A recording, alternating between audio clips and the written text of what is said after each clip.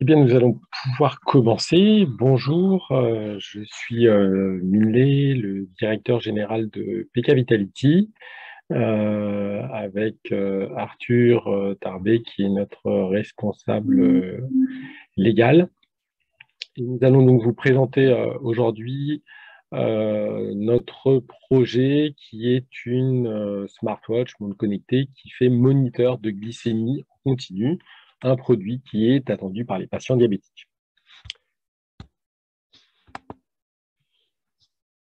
Si vous connaissez un petit peu le diabète, ces chiffres, vous les connaissez peut-être déjà. Je vais quand même les énumérer car ils sont assez impressionnants.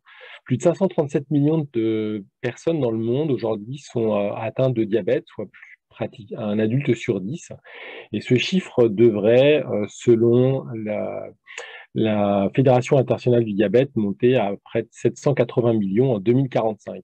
C'est l'OMS qui indique que le diabète est l'épidémie du 21e siècle.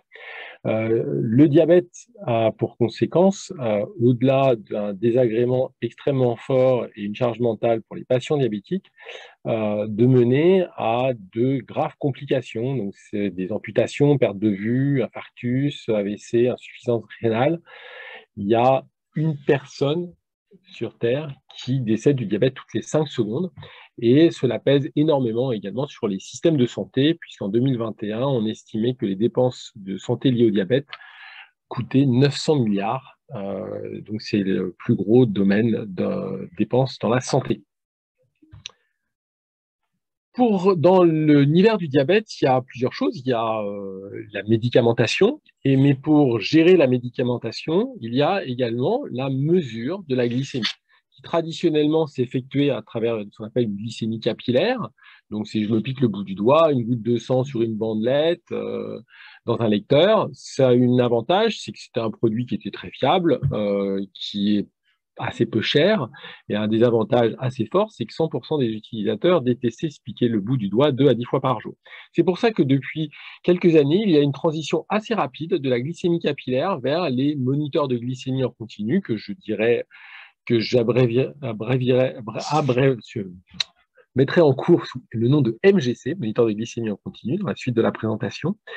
C'est un marché qui représentait 6 millions d'utilisateurs fin 2021, 5 milliards d'euros en 2020 et qui devrait monter à 12 milliards en 2025. Donc un marché en extrême croissance, 60% de croissance ces 3 dernières années.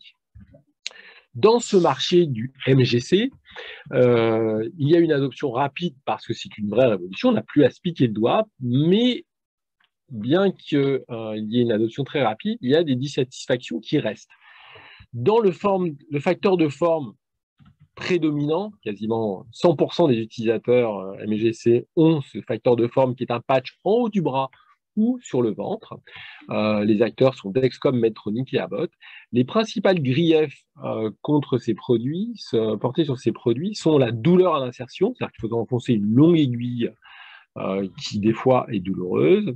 Il y a un problème d'adhésif endémique, c'est-à-dire soit ça colle trop, soit ça colle pas assez. Il y a un problème de stigmatisation, c'est-à-dire que quand vous avez un patch en haut du bras, ça marque le patient comme patient diabétique. Et les patients diabétiques dits de type 2, ça veut dire ceux qui ont été diagnostiqués plutôt tard, en général, c'est le résultat d'une alimentation qui est moins équilibrée et moins d'activité, n'aiment pas du tout être vus comme patients diabétiques. Et enfin, le coût, quel que soit le payeur, la sécurité sociale ou l'utilisateur final, le coût est toujours un problème car c'est plus cher que la glycémie capillaire que je vous avais décrite auparavant. Il y a d'autres facteurs de forme comme l'implantable, que vous connaissez probablement pas forcément, porté par un acteur, Senseonics, qui a dépensé une centaine de millions de dollars en marketing. C'est une sorte de gélule qu'on met sous la peau avec un patch par-dessus. Ça marche bien technologiquement. Les utilisateurs ne veulent pas. Il y a moins de 5000 clients au bout de 4 ans de mise sur le marché. Et puis, il y a là le fameux serpent de mer, le moniteur de glycémie non invasif. Alors, j'ai mis un logo parce qu'à chaque fois qu'il y a une nouvelle montre de cette marque, il y a des spéculations pour savoir si la prochaine Apple Watch aurait la mesure de la glycémie.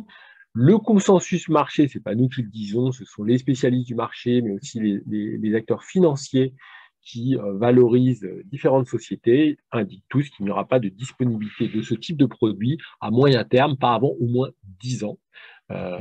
Juste un exemple, Dexcom, qui est spécialiste du CGM, ils ne font que des CGM, est valorisé 55 milliards de dollars, soit 25 fois leur chiffre d'affaires.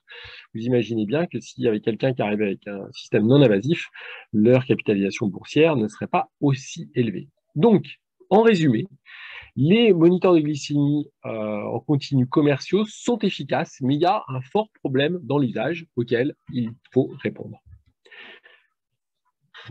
Notre offre, nous, se compose en fait de 2 produits.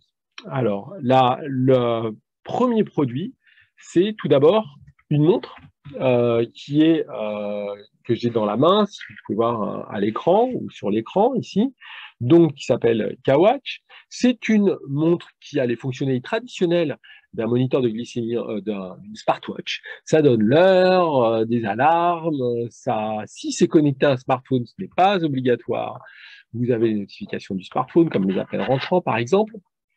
Et puis, le suivi des activités physiques, les pas, les minutes actives, les calories, le rythme cardiaque et le sommeil. Deuxième dispositif qui compose le système, un patch. Ce patch est composé d'un adhésif et de micro-pointes, la chimie.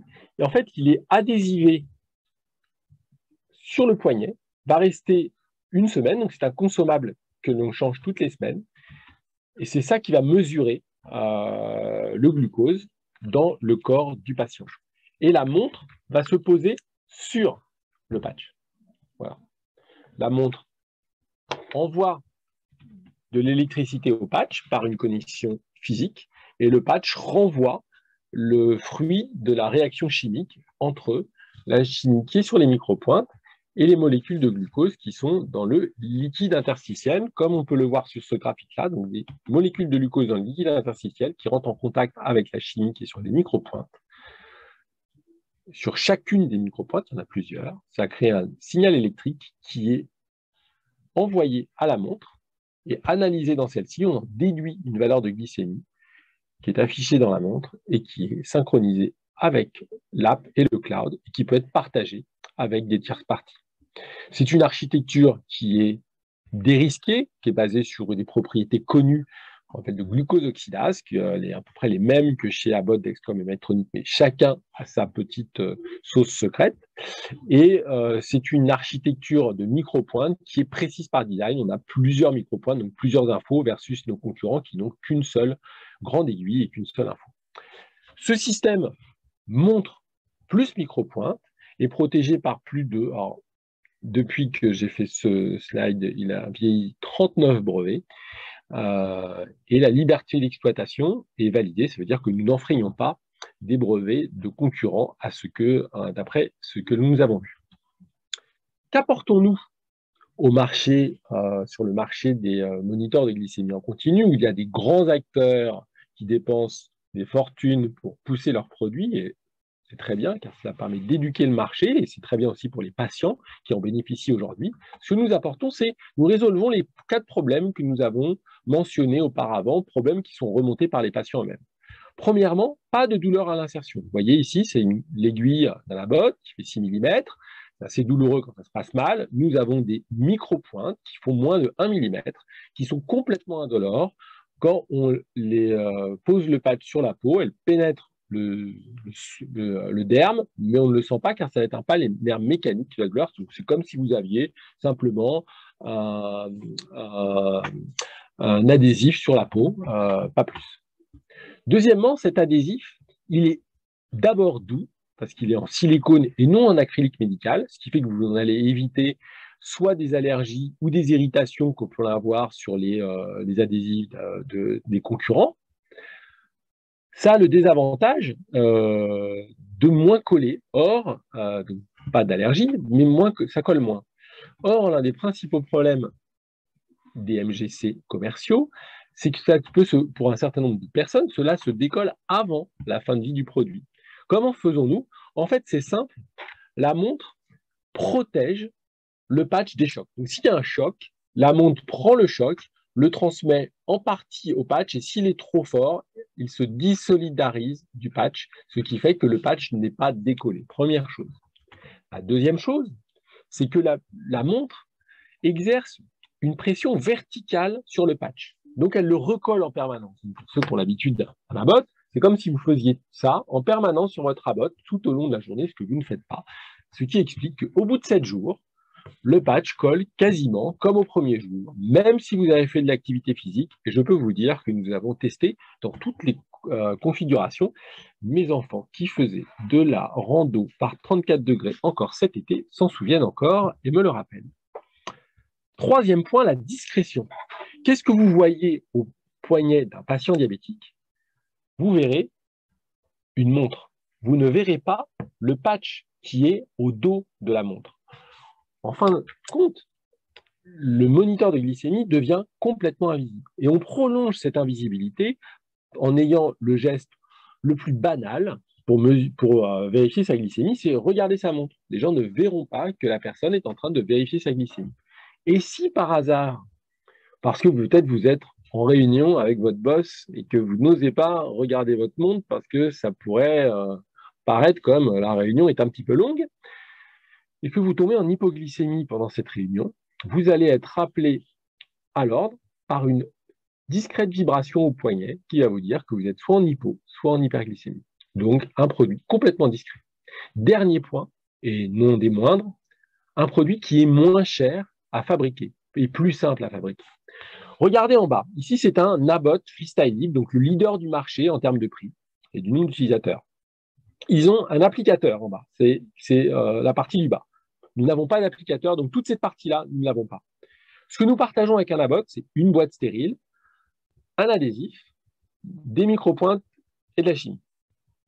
Mais eux, en plus de ça, comme la mesure se fait à l'intérieur du patch qui est autonome, ils ont besoin d'une batterie, une pile bouton, d'un chipset pour analyser le signal, de la mémoire pour enregistrer les données et du Bluetooth pour l'exporter vers l'extérieur. Tout ça, c'est des composants électroniques, vous voyez, c'est tout ça sur le verre, puis en fait, il y en a plein d'autres, qui permettent de faire fonctionner le dispositif. Ça coûte cher, et c'est pas vert. Ça se retrouve dans la poubelle. On estime aujourd'hui qu'on est à peu près 2 fois moins cher à fabriquer en coût annuel que le leader du prix, leader du marché en termes de prix. Ce qui peut vous expliquer pourquoi nous sommes très confiants sur le remboursement du produit, là où c'est remboursé, et que dans les pays où il n'y aura pas de remboursement, nous aurons la possibilité de descendre le prix pour faire bénéficier de cette innovation à un plus grand nombre de patients. Donc voilà, $1, on résout le problème de l'adhésif, complètement discret, et un produit moins cher et plus recyclable. Au niveau de l'équipe, nous sommes un mélange de seniors, de l'électronique grand public, la montre, et de dispositifs médicaux, le patch. Je ne vais pas revenir sur tous les profils.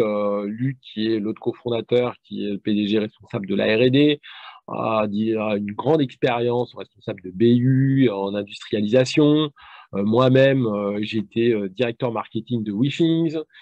J'ai été aussi responsable commercial et j'ai fait grandir une zone commerciale export de 1 à 180 millions d'euros en 4 ans. Tom Bishop et Joe Lucisano sont 2 experts du CGM qui ont été CTO de sociétés de CGM aux États-Unis, ils sont basés aux US d'ailleurs. Isabelle et Arnaud ont mené différents produits au marquage CE et FDS et l'autorité régulatrice américaine. Nous avons également dans notre comme conseiller dans notre advisory board, John Brooks, qui est le fondateur d'Insulet, c'est le numéro 2 des pompes à insuline, et l'ancien CEO du Dawson Diabetes Center, qui est l'hôpital numéro 2 dans la recherche sur le diabète aux États-Unis, ainsi que Marco Buller, nous y reviendrons, qui est le CEO de Burrer, qui est un des leaders de la glycémie capillaire. Quelques mots rapides sur où on en est d'un niveau projet. Donc, vous avez vu la montre, qui est un prototype fonctionnel qui a été conçu, designé en France, un finish haut de gamme, et qui sera industrialisé par un partenaire très fort. Donc, c'est un fabricant de smartwatch de premier plan qui travaille pour Apple, Fitbit. Et ce prototype, c'est un prototype qui intègre déjà toutes les contraintes industrielles. Nous avons travaillé la main dans la main avec cet industriel pour que cela puisse être fabriqué facilement, à moindre coût et en très bonne qualité. Une interface patient qui a été conçue avec des patients diabétiques. Vous avez d'un côté des fonctions moniteur de glycémie en continu et de l'autre côté des fonctions smartwatch. On peut avoir un aperçu. Donc là, c'est l'écran de l'heure, là, c'est l'écran glucose avec la tendance, un graphe 3 heures, c'est un graphe 24 heures.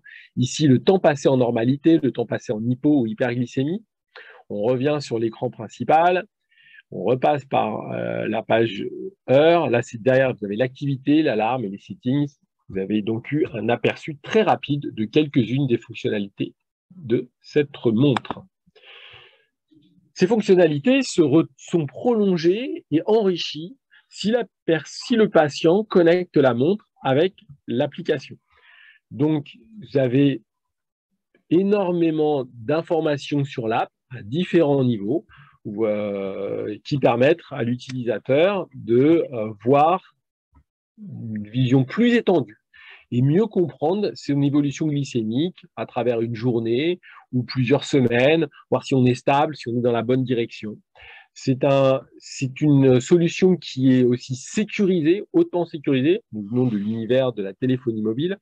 Nous sommes des psychopathes de la sécurité, enfin quelques-uns d'entre nous en tout cas, avec des protections et hardware et logiciels, ce qui va permettre un partage avec les proches très sécurisé, que ce soit des soignants ou des services tiers. À noter que l'hébergement des données se fera chez Orange, le fournisseur de services que vous connaissez très bien. Au niveau du capteur, l'architecture est assez simple. C'est de la chimie sur des micropointes. Ces micropointes sont montées sur un support qu'on appelle le ring, que vous voyez ici, et il y a un adhésif, et tout cela forme le patch. Donc, comme je vous l'ai dit, un coût optimisé, peu de déchets, recyclable, une architecture qui résiste à la sueur, au choc et à l'eau, IP67, pour ceux qui veulent quelques termes techniques, et qui est prêt pour le multi-analyte. Ça veut dire que sur ce même patch, demain, non seulement on pourra avoir le glucose, mais le glucose plus d'autres analytes, glucose plus kétone, glucose plus lactate, on pourra y revenir dans la roadmap. Enfin, ce patch, lui, sera fabriqué non pas chez un fournisseur tiers, comme pour la montre, mais dans une usine que nous sommes en train de monter. Alors, ce n'est pas une grosse usine, je vous rassure, mais c'est une usine qui est basée en Europe et que nous contrôlons pour des systèmes, pour une volonté de garder la propriété intellectuelle et le savoir-faire en interne. Vous l'avez peut-être vu, nous avons démarré nos essais cliniques fin de l'année dernière. Des essais qui ont été réalisés aux États-Unis. Pourquoi aux États-Unis? Parce que cela nous permet d'aller plus vite par rapport à l'Europe. Je ne rentre pas dans les détails, c'est une étude non-significant risk qui est menée sur 35 patients par groupe de 4 ou 5 sur l'année 2021 et 2022. Et les résultats de la première étude ont été rendus publics. Je vous engage à aller sur le Newsflow pour aller voir les résultats. Il y en a un e-poster qui détaille les résultats et qui est commenté par l'investigateur principal, Timothy Bailey, qui a mené l'étude.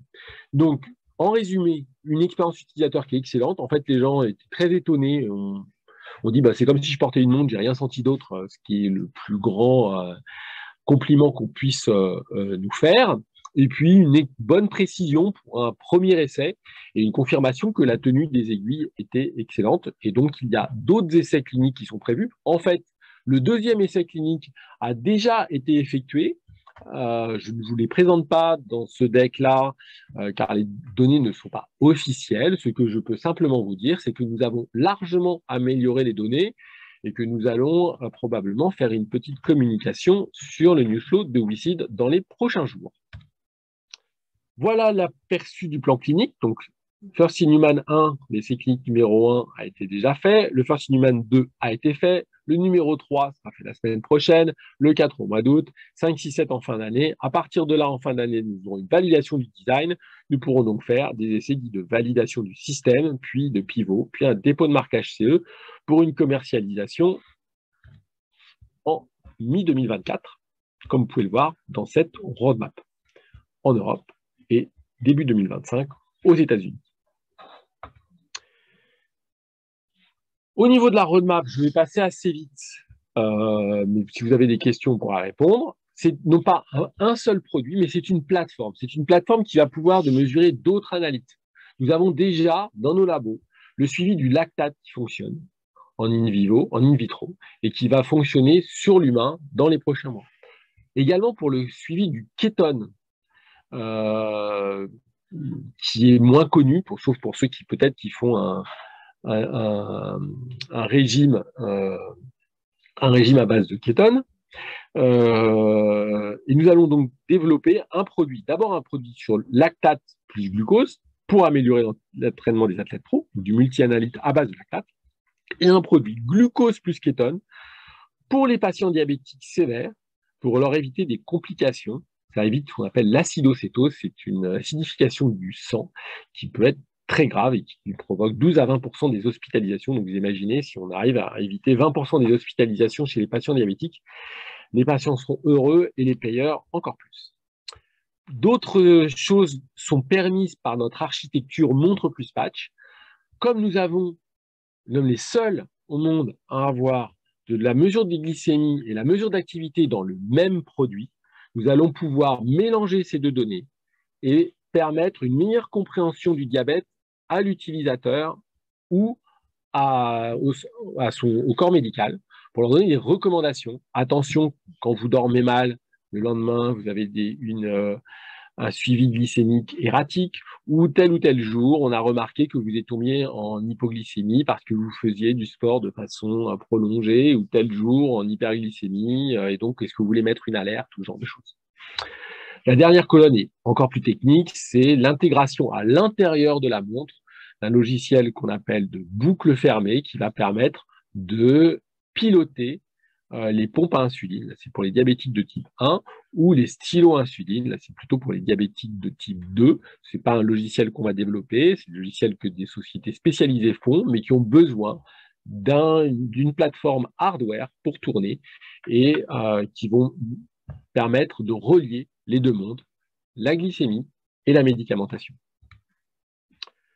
Enfin, rapidement, tout ce travail, vous pourrez nous dire, est-ce qu'il a un aboutissement? Quels sont les retours du marché? Retour du marché assez fort au niveau des récompenses de différentes instances. 3 prix au Consumer Electronics Show, comme nous l'avons présenté en 2017, dont un best-of. Cela faisait 5 ans qu'une boîte française n'avait pas eu un best-of avant nous. Vainqueur de grands concours tous les ans, le ITL Catapulte qui a récompensé la meilleure start-up européenne dans la santé en 2019, récompense sur la Healthcare Innovation World Cup en 2020 ou sur les Wearable Technology en 2021. Des retombées presse, quand nous faisons de la presse, nous en faisons de façon épisodique. Et pourtant, à chaque fois que nous en faisons cela, la presse, la télé, plusieurs passages sur BFM qui n'est pas là, parce que ça c'est un deck plutôt international, s'empare du sujet, car c'est un sujet qui intéresse de nombreuses personnes. Dernier point, de nombreux partenaires techniques de premier plan, j'ai cité Orange, Dassault Systèmes qui nous incube, Böhrer, donc qui est des grands en termes de glycémie capillaire, qui est numéro 3 en Allemagne, Italie et Autriche, et qui est aussi investisseur à hauteur de 3,5 millions d'euros, ou Future for Care, qui est le plus grand accélérateur européen en santé et qui a été fondé par Sanofi, Orange, Capgemini et Generali. Aujourd'hui, pour nous, c'est aussi une grande aventure, ce 31 mai, car c'est le jour où nous venons d'emménager. Je sors à peine des cartons dans un site qui est superbe. Au niveau du business model, c'est un business model de consommable, c'est-à-dire que si la montre, c'est la partie la plus sexy et la plus visible, une montre qui sera vendue à moins de 200 euros, c'est un produit qui est assez peu visible dans notre business plan parce qu'on l'achète qu'une seule fois et il y a une faible marge. Le business model, comme dans l'industrie de la glycémie capillaire ou nos concurrents, c'est un business model basé sur le consommable. Chez nous, la capsule, qui sera vendue à un tarif hors remboursement à moins de 100 euros par mois, et avec une forte marge, les marges typiques de l'industrie de la pharma. Canaux de distribution, soit via des distributeurs, comme par exemple Böhrer en Allemagne, Autriche et Italie, qui a déjà fait ses forecasts de vente, ses prévisions de vente, et qui assure quasiment 20% de nos ventes mondiales dans seulement 3 pays, ou en direct dans d'autres pays. Et au bout de 12 à 18 mois, nous déciderons quelle est la meilleure des systèmes de commercialisation possibles, et ceci avec les futurs investisseurs également, car si on est en direct, il y a besoin de beaucoup plus d'argent. Dernier point, nous comptons beaucoup sur le remboursement du produit, en sachant qu'aujourd'hui, les moteurs de glycémie en continu sont remboursés dans plus de 40 pays, sur, en général, les T1, des fois les diabétiques de type 2. Et comme vous le voyez sur la droite, une profitabilité qui démarre dès 2025. Alors, en fait, en 2026. En fait, en 2025, nous sommes négatifs. Mais si nous sommes déficitaires en 2025, en deuxième année de commercialisation, c'est principalement parce que nous faisons des efforts marketing pour acquérir des clients. Et donc, c'est le propre des business models de consommables, c'est qu'en année 1, on investit et en année 2, on génère du résultat net. Je vous laisse prendre connaissance de ces données qui sont disponibles en téléchargement dans les documents sur notre page. Et un petit mot sur la série B. Donc, c'est le tour de financement que nous sommes en train de mener, que l'on compte clore d'ici la fin de l'année. À noter qu'avant ce tour de financement, nous avions été financés à hauteur de 18 millions d'euros, dont 3,5 millions par Böhrer, comme je vous l'ai dit.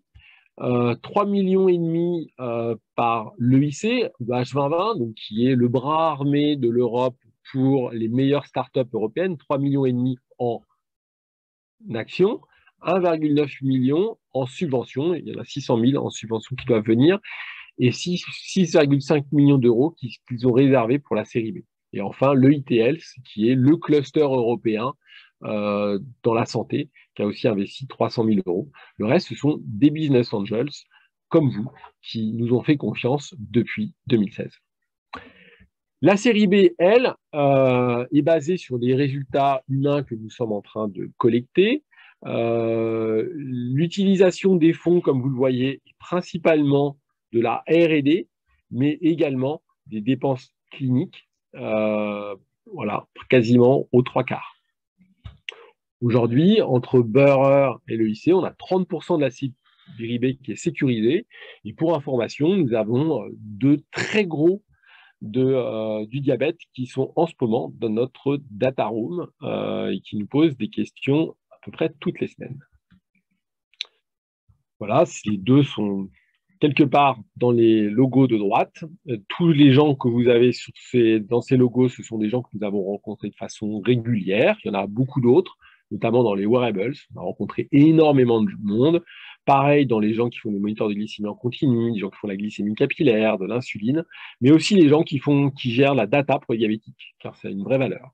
C'est pas qu'on vende, mais c'est qu'ils sont intéressés à des endroits comme les États-Unis ou l'Asie, où il y a des business models avec les payeurs pour aider les payeurs à mieux gérer les coûts sur les patients diabétiques. Cette série B va viser à peu près 300 investisseurs de capital risque, 70 investisseurs stratégiques. Comme je vous l'ai dit, 2 sont déjà entrés en data room. Et en bas à gauche, c'est pour vous montrer un petit peu les niveaux de valorisation qui sont atteints. Donc Bioline, qui est une société qui a une techno entre Abbott Freestyle Libre et nous. C'est un patch avec des micro-aiguilles. On a levé 100 millions de dollars en novembre en ayant 6 mois d'avance sur nous. et Dexcom, qui est un pure player, à une capitalisation boursière. Alors, c'est la dernière fois que j'ai vérifié, en fait, c'était 55 milliards, soit 25 fois leur chiffre d'affaires. Voilà, je vais laisser la place à Arthur, qui va vous décrire. Oui, merci, parce que tu as coupé ton micro, tout à fait. Je vais vous décrire du coup le mécanisme d'obligation convertible que vous pouvez souscrire du coup auprès de P Capitality. Quelques mots avant de commencer sur ce sujet-là, après la brillante présentation de Mine.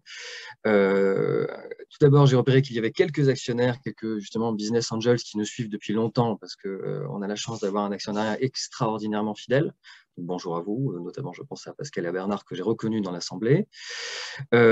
Également, vous aurez remarqué peut-être qu'il y a une section Q&A qui vous permet donc de poser des questions en amont et on y répondra du coup à la fin de la présentation pour gagner du temps et pour être clair et concis. Ces précisions ayant été en fait, je vais commencer donc sur, grosso modo, quel est l'intérêt d'investir dans le mécanisme qui vous est présenté sur WeSeed. Parce que bon, maintenant, je pense que vous êtes tous convaincus qu'on a un projet absolument génial. Nous nous en félicitons. Maintenant, évidemment, la question est de savoir qu'est-ce qui va se produire si vous souscrivez lors de ce tour. Grosso modo, donc, vous l'aurez compris, c'est des obligations convertibles avec un taux annuel de 10% et une prime de nos conversions de 2%. Je mets 12% en pratique, mais vous l'aurez bien compris, la maturité de l'obligation convertible, c'est-à-dire sa durée, est en principe de 18 mois. Donc, le taux réellement pratiqué sur l'investissement que vous allez produire est, semble-t-il, plus supérieur, puisque un an et demi de 10% annuel, ça fait plutôt 15%. Voilà. Un autre sujet, c'est la fameuse prime de non-conversion de 2%, puisqu'on a eu des questions dans la FAQ sur notre page. Celle-ci, en réalité, vous sera versée en cas de non-conversion des obligations. Et alors, vous pouvez me poser la question de savoir, est-ce que les obligations seront converties? Eh bien, a priori, cela est peu probable de notre point de vue, puisqu'il s'agit d'une conversion sanction. Sous-entendu, il s'agit d'une conversion au cas où nous manquerions gravement à nos engagements, notamment de remboursement, par exemple. Donc, a priori, cette prime de non-conversion devrait être perçue, ce qui accroît, ce qui accroît d'autant plus le taux d'intérêt réel pratiqué. Dernier point sur ce rappel sur les OC, c'est les fameux frais de sortie. Là, encore une fois, nous avons eu des questions. On parle effectivement sur la page de 10% à appliquer, mais ce ne sera évidemment appliqué qu'en cas de conversion, puisqu'en fait, il s'agit d'un pourcentage appliqué sur une plus-value potentielle réalisée si jamais on opérait une conversion sur les obligations, ce qui, je viens de vous le préciser, est peu probable. Enfin, nous l'espérons en tout cas. Slide suivant, effectivement. Quelques éléments également sur nous par rapport à nos obligations, évidemment, et sur le risque. De notre point de vue, il est assez largement acceptable ou limité. Vous savez, nous, ça fait maintenant plus de 5 ans, 6 ans qu'on est sur le projet. On a connu des hauts et des bas, beaucoup de bas. Et nous avons des locaux absolument prodigieux aujourd'hui. Nous avons plusieurs mois de visibilité. Et ça, c'est quelque chose que nous n'avions pas il y a plusieurs années. Bon, en plus de ça, comme l'a rappelé effectivement Mine, et comme je le précise dans ces 3 points ici, on vient de rentrer en due diligence, c'est-à-dire en audit, grosso modo, avec 2 très, très importants corporate ventures dont le logo est apparu en catimini dans les slides de Mine pour les plus avertis.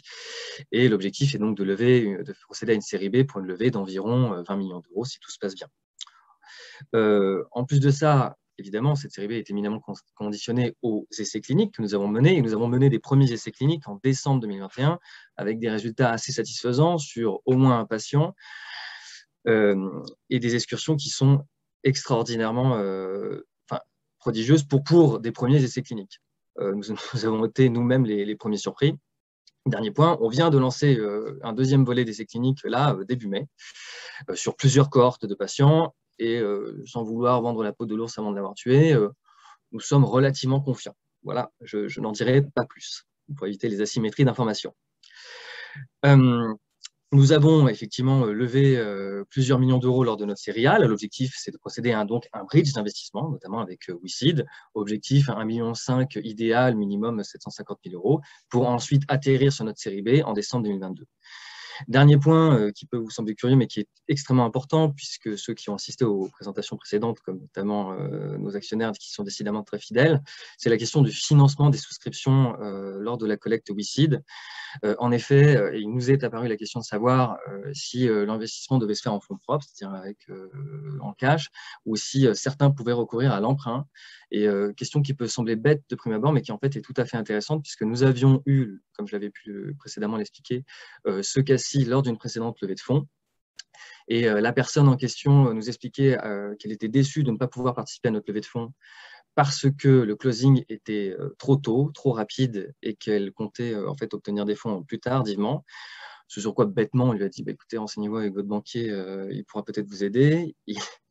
Puisque le meeting est enregistré aujourd'hui, je ne vous répéterai pas ce qu'il nous a dit au sujet de son banquier, et les mots n'étaient pas délicats. Ce à quoi nous lui avons répondu que nous en connaissions très bien. Nous lui avons communiqué les coordonnées, il s'est arrangé avec lui et a réussi à performer son investissement.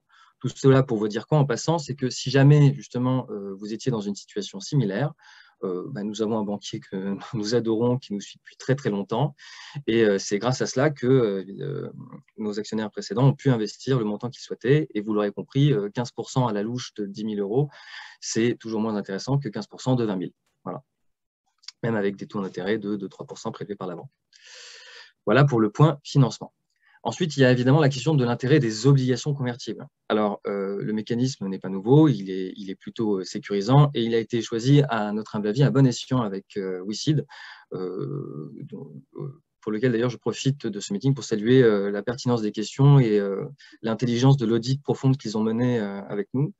C'était très intéressant, parfois mais ils ont posé des questions redoutablement coriaces, et parfois même plus que certains fonds d'investissement, je tiens à le dire. Bon, alors, concernant les obligations convertibles, les pour, c'est évidemment une récupération des fonds plus rapide, puisque là, a priori, la maturité des obligations convertibles, c'est-à-dire le remboursement, se fait au bout de 18 mois. Dans une start-up, normalement, vous investissez en actions, c'est un petit peu à la vie, à la mort. Il advienne que pourra. Ensuite de ça, encore une fois, WeSeed ayant fait son travail avec rigueur, a demandé une priorité de remboursement sur les emprunts futurs, ce qui signifie que si nous décidons de souscrire d'autres emprunts, par exemple auprès de notre banque, avec notre super banquier, eh bien, WeSeed, donc vous, auront une priorité de remboursement, ce qui vous sécurise évidemment. Et cela va de même également en cas de liquidation, puisque parlons des drames, ça arrive pour les startups, pas pour nous, encore une fois, on a la peau dure, mais ça peut arriver. Là, encore une fois, l'avantage de l'obligation, c'est-à-dire d'être prêteur, c'est que vous êtes remboursé a priori avant les actionnaires. Donc, encore une fois, une sécurité supplémentaire. Moralité, vous l'aurez compris, les obligations ont l'avantage d'être plus sécurisants. Les contres, vous les voyez à droite, versus les actions. C'est qu'évidemment, la rentabilité est a priori plus faible, parce qu'on ne peut pas avoir non plus, c'est tout le principe du risk-reward. Lorsqu'on prend moins de risques, on a moins de récompenses qu'en action, et surtout sur le marché des medtech. Et enfin, évidemment, vous n'êtes pas actionnaire, donc vous ne participez pas aux AG et vous n'êtes pas mécaniquement décideur en tant qu'obligataire. Voilà. Parfait, Mine, merci. Ceci étant dit, vous pouvez légitimement vous poser la question, bon, votre projet est super, ok, les obligations, c'est intéressant, mais qu'est-ce qui vous différencie d'autres projets présents sur la plateforme WeSeed ou d'autres projets qui pourraient m'apporter des intérêts conséquents, malgré l'inflation galopante, en souscrivant des obligations auprès de PK Vitality? C'est justement une solution, c'est justement une question qu'on s'est longuement posée, parce que on pratiquait rarement les obligations purement convertibles et qui ont vocation à être remboursées en cash. Et on a développé une solution qui nous semble extrêmement intéressante, notamment, encore une fois, avec WeSeed. Et l'idée est la suivante. Vous pouvez observer les conditions à droite. Elle consiste à dire que si jamais vous avez des velléités de souscrire plus de 3 000 euros en obligations convertibles sur la plateforme WeSeed, eh bien, on vous offre la possibilité d'investir à la série B. Et ce qu'il faut bien comprendre, c'est qu'en principe, les business angels ne souscrivent pas à la série B, puisque l'idée, c'est de discuter et de négocier avec des big players, donc des fonds d'investissement, qui vont investir plusieurs millions d'euros. Et ce serait une charge administrative véritablement trop lourde que de faire une sorte de tour secondaire, discuter avec 200, 300 investisseurs supplémentaires pour 100 000, 200 000 euros. Voilà, alors qu'on n'a que 2 interlocuteurs avec les fonds d'investissement pour quasiment 20 millions. Ceci étant dit, on pense qu'il serait judicieux et on serait prêt à faire ce geste-là pour garantir justement notre bridge d'investissement qui nous conduira inéluctablement, on l'espère, à la série B. Et sous réserve donc que les souscriveurs souscrivent 3 000 euros minimum sur WeSeed, qu'ils souscrivent 10 000 € au moment de la série B pour ne retenir que les souscriptions sérieuses, pour des raisons notamment de lourdeur administrative. Et enfin, évidemment, sous réserve que ceci adhère au pacte qui sera négocié avec les fonds d'investissement et qui sera de toute façon, soyons francs jeu, assez non négociable, même si nous allons tenter de négocier notre bout de gras. Et d'adhérer également à la holding ad hoc. C'est simplement une société que nous avons créée pour paquer la petite centaine d'investisseurs, nous espérons, à la série B. L'avantage, vous l'aurez compris, c'est que du coup, en souscrivant des obligations sur WeSeed, vous bénéficiez finalement d'un droit supplémentaire par rapport à d'autres obligations convertibles que vous pourriez souscrire ailleurs. Et cela vous réserve le droit seulement si et seulement si vous le désirez, d'arriver à la série B et donc de devenir actionnaire et de potentiellement réussir une plus-value. C'est d'autant plus qu'en investissant à la série B, rappelons-le, vous arrivez à investir à un moment plutôt sécurisant de l'entreprise, puisque investir quand une entreprise vient de lever 20 millions d'euros, le risque, en général, est globalement très, très, très bas. Voilà. Voilà. Je vous remercie. J'espère avoir été clair. J'espère que Mine a été claire, mais ça, je n'en doute pas une seule seconde. Je consulte les questions-réponses. Alors, je n'en vois aucune, pour être très franc. Soit nous avons été incroyables, Mine, soit Zoom bug. Donc, n'hésitez pas si vous avez quelques questions. On peut prendre 5 minutes pour les afficher et y répondre.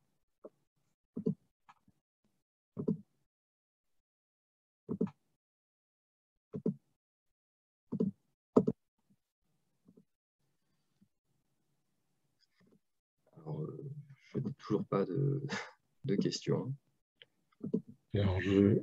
Alors, le prix estimatif d'un patch. Parfait. Voilà, les questions commencent. Alors, bien, merci pour le premier. Merci à Patrick Souhaite d'être le premier à se lancer. Le prix d'un patch. Alors, j'ai beaucoup d'informations. Je sais que c'est toujours. Donc, c'est 100 €. 100 € par mois. Donc, en fait, c'est 4 patchs. 4 patchs. En fait, les patchs sont vendus par 4. Donc, vous allez acheter des packs pour 28 jours, pour un prix de 99 €. Voilà. Ça, c'est le prix sans remboursement au grand public. Le prix qui, lui, après, va être négocié avec les autorités de remboursement locales sera plus bas. Là, c'est la discussion avec le payeur. Ça dépendra des pays. Et plus bas dans notre business plan pour anticiper cela. Merci Bernard Servant. Ce n'est pas une question, c'est un encouragement. Merci beaucoup. Est-ce qu'il y a d'autres questions? Si vous ne les avez posées pas là, je profite du trou. Si vous n'avez pas d'autres questions, n'hésitez pas à nous les poser également en ligne. On essaie d'y répondre dans les 24 heures. Burrer a-t-il l'intention de participer à la série B? Alors oui, Burrer a indiqué qu'il comptait participer. Il a pas mis 3,5 millions d'un coup. Il a investi en 3 fois. Alors, en fait, c'est Burrer et son CIO. Alors, je ne sais plus exactement, ça doit être quelque chose comme 2,7 millions et 800 000 ou quelque chose comme ça. J'ai plus les détails, mais voilà, c'est extrêmement conséquent. Donc, en fait, d'un côté, il y a Burrer qui a investi à peu près 3/4 de la somme et Marco Buller qui a investi de sa propre poche. Ils ont investi en 2019, 2020, 2021. Ils ont dit qu'ils nous soutiendraient en 2022. Alors, ce ne va pas être un investisseur lead. C'est pas un investisseur de capital risque. C'est pas non plus un gros corporate venture. Donc, c'est quelqu'un qui devrait mettre à peu près 500 000 à 1,5 million sur la table dans ce tour. Quelle valorisation pré-monnaie pour la série B? Bonjour Pierre. Merci Pierre. C'est une très bonne question à laquelle je ne répondrai pas Je ne réponds même pas à cette question-là aux corporate ventures qui sont dans notre data room. C'est une vraie question qui est sur la série B. Le prix va être déterminé entre globalement l'offre et la demande. Si on n'a qu'un seul investisseur, il pourra imposer son prix. S'il y en a plusieurs, on pourra en discuter. Les conditions seront aussi toujours entre le pré-monnaie avec des ratchets et autres joyeusetés. La valorisation pré-monnaie ne veut pas forcément dire grand-chose. Ce que je peux simplement vous dire, c'est que la post-monnaie de la série A était à 34 millions d'euros. Donc on espère évidemment que ce soit au-dessus. Si je puis compléter, Mine, parce que je pense que la question sous-jacente, c'est cela. Évidemment, oui, venez de le préciser, on souhaite que la valorisation soit plus élevée qu'à la série A pour une raison toute bête, c'est qu'on aura mené beaucoup plus au bout nos essais cliniques, que nous souhaitons aussi fructueux qu'en décembre. Et évidemment, même si la valorisation que nous espérons est vertigineuse, en réalité, elle est encore bien peu de choses par rapport aux valorisations qui se pratiquent sur le marché en fin de course. Oui, On a de la marge. Pour compléter ce que vient de dire Arthur, même des produits pas terribles qui sont arrivés en marquage CE, des copycats de Abbott, etc., ou qu'on va rencontrer un succès commercial par la suite, systématiquement, marquage CE, c'est une valorisation de plus d'1 milliard d'euros. Vous voyez, entre 34 millions et 1 milliard, vu la timeline, vous pouvez essayer de faire une petite droite. Question de Bernard sur la diffusion des premiers résultats des essais cliniques. Déjà un tout petit peu de temps. J'ai les infos, je les ai draftées, j'essaie de faire ça la semaine prochaine. Je promis, juré, faut un moment que je trouve le temps de vous la mettre de façon intelligible, en sachant que c'est des informations qu'on va diffuser et qui seront pas, c'est pas des informations officielles. Les informations officielles, celles qu'on a eues par exemple dans l'Hyposter sur les essais cliniques de novembre, en fait, elles sont pas, c'est des informations qui ont été traitées par notre site clinique. Là, le site clinique ne les diffusera qu'au mois de juillet. Donc, nous, on va faire une prédiffusion. En fait, c'est les mêmes calculs, sauf que ils mettent 2 mois à valider ces datas. Voilà, mais normalement d'ici une dizaine de jours. Peut-on, Eric pose la question, peut-on en étant diabétique se proposer pour les études de tests médicaux? On aimerait beaucoup, et malheureusement, ce n'est pas possible pour une bonne et simple raison, c'est que ça fausserait les tests. Imaginons que j'ai beaucoup d'amis diabétiques, que je leur dise de se porter volontaire pour les études de précision.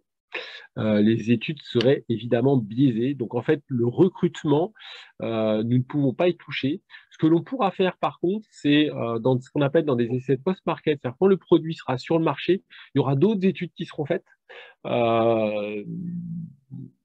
Là, c'est possible, des études internes. Et là, on pourra effectivement choisir dans un panel d'utilisateurs les gens qui se seront portés volontaires. Peut-on porter le patch pendant 15 jours, interrompre une semaine et reprendre ensuite le cycle? Oui, alors, question de Christophe. Donc, ce serait plutôt 2 patchs, après 2 fois 7, 14 jours, puis on interrompt ce que l'on veut, reprendre ensuite le cycle. Évidemment, c'est possible. C'est ce qui va arriver. Alors, là, on est sur le glucose, mais sur le lactate, on va avoir une utilisation, par exemple, pour les athlètes pro, qui va être beaucoup plus à ras-coup que sur le glucose. Autant sur un patient diabétique, en général, il va plutôt utiliser son moniteur de glycémie en continu, un patch, puis un autre, puis un autre, puis un autre. Sur le sportif pro, imaginons qu'il y ait une session de travail de foncier pour des footballeurs. Il pourrait le porter pendant quelques jours, s'arrêter, en reprendre un une semaine plus tard. Ça, c'est déjà intégré dans la fréquence d'utilisation est intégrée dans notre business plan. Question de Bernard. Peut-on avoir quelques infos supplémentaires sur l'usine en cours de création en Europe? État d'avancement, pour quelle partie de la montre cette usine est-elle prévue? Alors, correction, c'est pas pour la montre. La montre, on l'a fait fabriquer par un gros ODM ou Original Design Manufacturer. Donc, c'est quoi un ODM par rapport à un OM? Un ODM, c'est quelqu'un à qui on livre des plans et il fabrique suivant plan. En fait, c'est un peu plus compliqué que ça. Il regarde quand même nos plans pour que ce soit facilement industrialisable. Donc ça, c'est pour la partie montre, un ODM. Ça, c'est fabriqué avec des gens qui ont des grosses usines, qui font des montres par milliers. Pour la partie patch, quand en fait il n'y a pas d'industriels qui font des patchs micro-aiguilles, on monte notre petite usine qui est en Europe. Donc c'est quoi l'usine? Qu'est-ce qu'elle va faire? Donc on a un certain nombre de sous-ensembles qui vont être fabriqués aux 4 coins de la planète, qui vont être amenés dans l'usine. et assemblées. Et l'usine, qu'est-ce qu'elle va faire? Elle va principalement, le principal travail, ça va être de faire de la déposition de chimie sur les micro-aiguilles, puis après le montage des micro-aiguilles sur le ring sur le patch, coller, mettre ça dans une boîte stérile, puis après on envoie des palettes de boîtes stériles qui ne sont pas encore stériles en stérilisation à l'extérieur. Voilà le principe. Où est-ce qu'on en est? Les locaux sont déjà prêts. On a déjà ce qu'on appelle une salle blanche. Ça se fait dans des salles spéciales pour pas qu'il y ait de microbes, etc., le plus stérile possible. On a déjà les plans. Aujourd'hui, c'est plutôt encore un labo, mais on a déjà tout ce qui est prévu pour monter les machines, les entrées-sorties de gaz, d'électricité, etc. Voilà, je pense avoir répondu à Bernard. Est-ce qu'il y a encore quelques questions? Alors oui, on a reçu, Bastien Louis-Cid, on a reçu une question dans le fil discussion de Philippe. Bonjour, comment se déroulera la sortie de la série? Il semblerait que non. En tout cas, écoutez, nous espérons avoir été clairs et concis. Nous vous remercions pour votre présence, pour votre écoute, la pertinence de vos questions à nouveau. Attendez, une question. Ouais. Je ne sais pas si vous m'entendez. Dans le fil discussion, on a une question de Philippe. Bonjour, comment se déroulera la sortie de la série B? Alors, la sortie de la série B, c'est en fait assez classique. C'est les gens, que ce soit les gens, tous les investisseurs qui ont investi depuis 2016 dans VK Vitality, ou les investisseurs qui pourraient rentrer en série B. En fait, à un moment, il va y avoir ce qu'on appelle une fenêtre de liquidité. Alors, cette fenêtre de liquidité se présente sous deux aspects. Soit la société, en fait même trois, soit il y a des investisseurs, à un moment en série C ou en série D, décident de, moi je veux une table de capitalisation qui soit propre, donc je rachète les actions des petits porteurs, des business angels, à un prix donné, voilà, au prix du tour. Ça, c'est la première chose. Donc ça peut arriver dès la série C ou la série D, ça veut dire c'est 1 an ou 2 ans plus tard. Soit la société se fait racheter, donc au moment du rachat, l'acheteur doit prendre l'intégralité des actions qui sont disponibles. Il y a une obligation, quand une majorité d'actionnaires vend, de vendre au prix qui a été décidé. Soit il y a une mise en bourse, une IPO, et dans ces cas-là, les actions peuvent être vendues au prix du marché. Fenêtre de liquidité, on estime ça à peu près en 2025. Ça veut dire commercialisation, un peu de commercialisation, plus dossier de marquage, plus la FDA. Est-ce que ce n'est pas gênant, voire désagréable, de conserver la montre au poignet toute la journée? Alors, si c'est, moi qui porte, en fait, moi je porte au quotidien cette montre-là, c'est une Garmin. Il y a des millions d'utilisateurs qui portent des montres des smartwatches qui la portent toute la journée et beaucoup la nuit, parce que ça leur sert de réveil matin. Ça permet pour les psychopathes comme moi, de la data, de surveiller leur sommeil. C'est peut-être à rien, mais on aime bien. Non, ça, c'est pas gênant. Ensuite, si on transpose ça sur notre montre, où effectivement, non seulement il y a une smartwatch, puis il y a le patch, bah, c'est toute la beauté du système, c'est qu'en fait, le patch, il est complètement... On ne le sent pas. Ça a été confirmé, ça fait 3 ans qu'on le teste, 3 ans et demi maintenant. Alors, à 3 ans et demi, on le sentait. Je ne vous cache pas qu'il y a 3 ans et demi, on avait les poignets rouges, c'était pas beau. Il y a 2 ans et demi, on avait les poignets roses. Depuis 2 ans, on n'a plus de problèmes d'irritation, etc. Mais au-delà des problèmes d'irritation, c'est ce que ça gêne. Non, en fait, on ne le sent pas. Il y a un certain nombre de brevets, justement, pour faire en sorte que les éventuelles irritations liées aux micro-pointes ne se sentent pas, et en fait, c'est tout petit, on ne les voit pas. Alors, je ne vous les montre même pas, vous pouvez les deviner. Les micro-pointes, vous pouvez peut-être deviner, c'est quasiment invisible, ce que vous voyez c'est même pas des micro-pointes.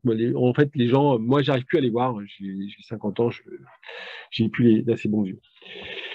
Voilà. Et quand on interroge les patients diabétiques sur est-ce que vous porteriez une montre la nuit, etc., grosso modo, tous les patients diabétiques que nous avons interrogés, tous, on a interrogé 120, tous ceux qui veulent, par exemple, vérifier leur glycémie la nuit, je crois qu'il y en avait 60 qui avaient un intérêt pour vérifier leur glycémie la nuit, nous ont tous dit je porterai la montre la nuit. Vous ne vous rendez pas compte, la montre, ce que ça apporte par rapport à un patch au haut du bras. Je suis prêt à porter la montre toute la nuit s'il faut. Puis de toute façon, le patch, quand on dort dessus, ça a des résultats qui ne sont pas terribles. Voilà, c'était pour répondre à Philippe. Autre question, dernière question, ou dernière ou avant-dernière? Alors, nous avons épuisé toutes les questions.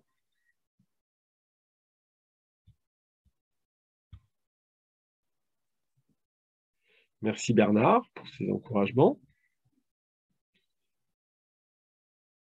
Nous étions une vingtaine au plus fort.